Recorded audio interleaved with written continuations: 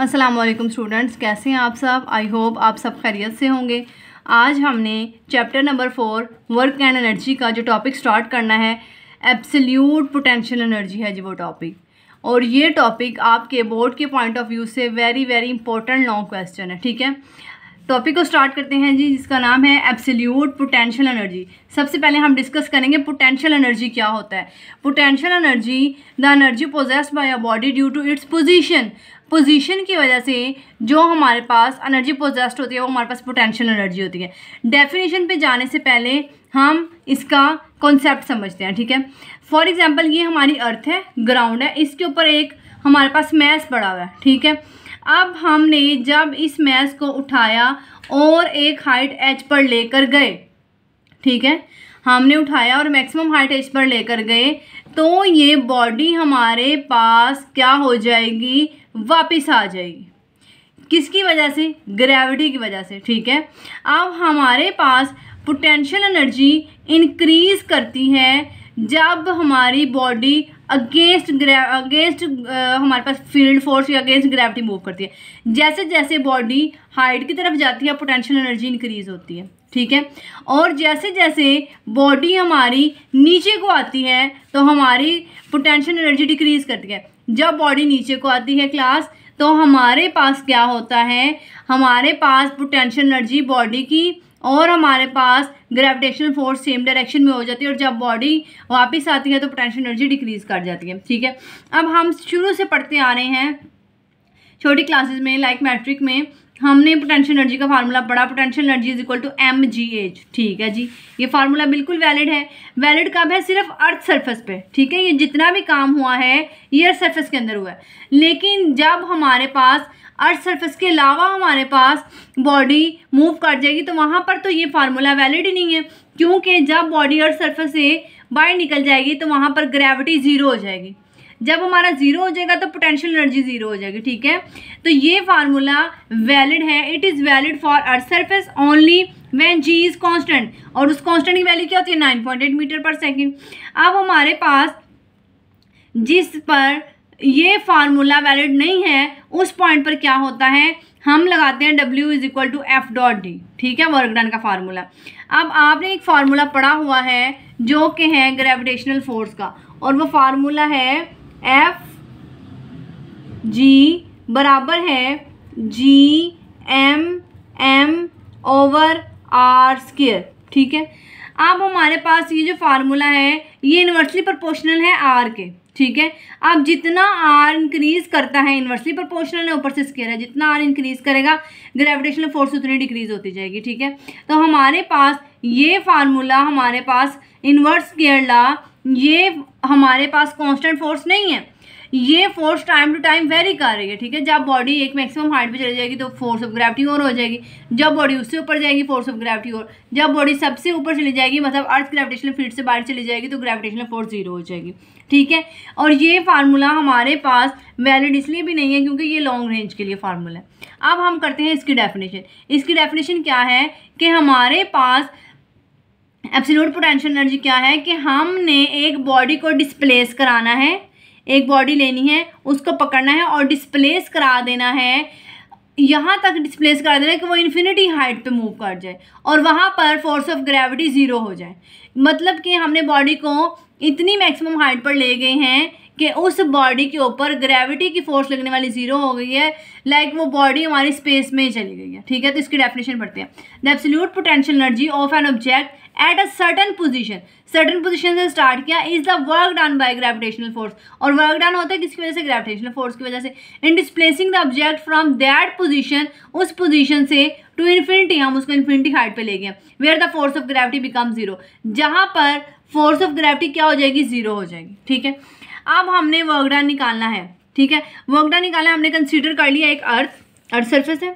ठीक है, और यहाँ पर ये इसका रेडियस आर है, यहाँ से यहाँ तक।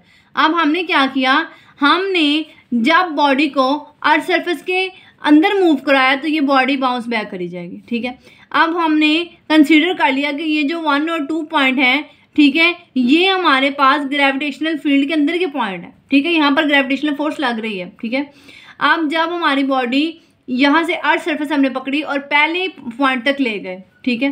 तो इसका जो हमारे पास ज़मीन के सेंटर से इस पॉइंट तक जो फासला होगा वो r1 होगा। अब हमारे पास यहाँ पर 2 पॉइंट से अर्थ सरफेस तक के जो हमारे पास फासला है जी वो r2 है। ये हमारे पास बेसिकली डिस्प्लेसमेंट है, डिस्टेंस नहीं, ये डिस्प्लेसमेंट है। और पॉइंट 1 और 2 के दरमियान क्या है, चेंज है, ठीक है। इसको हम डेल आर कहेंगे। अब हमने वर्क डन निकालना है कि बॉडी 1 पॉइंट से 2 पॉइंट तक मूव की है।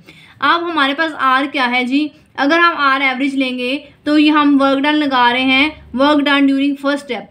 हमारे पास ये क्या है, हमारे पास ये एवरेज है r1 प्लस r2/2 का। अब डेल आर किसके बराबर है, r2 माइनस r1 के। अगर हम यहाँ से r2 की वैल्यू निकालेंगे तो हमारे पास ये जो माइनस में है r1, ये इस साइड पे जाके क्या हो जाएगा, पॉजिटिव। जस्ट इसको मैंने रीअरेंज किया। ये इक्वेशन 1 है, ये इक्वेशन 2 है। अब मैंने क्या करना है, पुट इक्वेशन 2 in 1। मैंने ये जो r2 की वैल्यू है ये वाली, इसको मैंने यहाँ पे पुट कर दिया। तो ये वाला r as it is, r1 as it is plus r2 की जगह पे क्या आएगा students, del r plus r1 divided by 2। अब हमने क्या करना है, इसकी सिंपल ब्रैकेट को खोला है, r1 plus del r plus r1/2। अब ये r1 और ये r1 क्या हो गया, 2r1 plus del r divided by 2। अब ये 2 दोनों के साथ डिवाइड हो रहे हैं, मैंने सिंपल इनको सेपरेट कर देना है। 2r1/2 प्लस डेल r/2, ये 2 से 2 कैंसिल हो गया, प्लस डेल r/2 बच गया। अब हमने क्या करना है, हमने कहा कि हमारे पास जो ग्रेविटेशनल फोर्स है वो इन्वर्स स्केयर लॉ पे डिपेंड कर रही है। तो यहाँ पे तो सिर्फ r है। अब हम क्या करेंगे, हमने दोनों साइडों पे स्केयर ले लेना है, taking square on both side. तो ये क्या बन जाएगा, r square bracket r1 plus del r/2 का स्केयर, ठीक है। अब हमारे पास स्टूडेंट मैथ में फार्मूला होता है a प्लस बी का स्केयर बराबर होता है a square plus B square plus 2ab। तो अब हमने सिंपल इसका फार्मूला खोला है, r1 का square plus second term del r/2 का जब हम स्केयर लेंगे ये 4 हो जाएगा प्लस 2 फार्मूले वाला। अब r1 इंटू डेल r/2, ये 2 से 2 कैंसिल हो जाएगा, ठीक है। तो हमारे पास क्या टर्म बची, r स्केयर बराबर है r1 का स्केयर प्लस डेल r का square over 4 plus r1 del r। अब हमने ये जो टर्म है हमारे पास डेल r स्केयर ओवर 4, इसको हमने निगलेक्ट कर दिया। हमारे पास क्या टर्म बची, r स्केयर, क्योंकि ये अप्रोच कर रही है अप्रोक्सीमेटली इक्वल टू 0।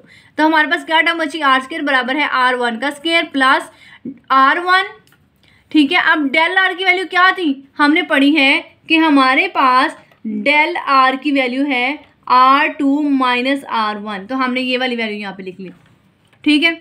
अब हमने इसका ब्रैकेट खोलना है, r1 का square plus r1 r2 plus minus minus r1, ये r1 स्केयर और ये r1 स्केयर आपस में कैंसिल आउट हो जाएंगे। तो r स्केयर की वैल्यू मेरे पास क्या आई, r1 r2 का स्केयर, ठीक है। अब हमने क्या करना था, हमने वर्क डन फाइंड करना था। वर्क का फार्मूला क्या होता है, W is equal to FD cos theta.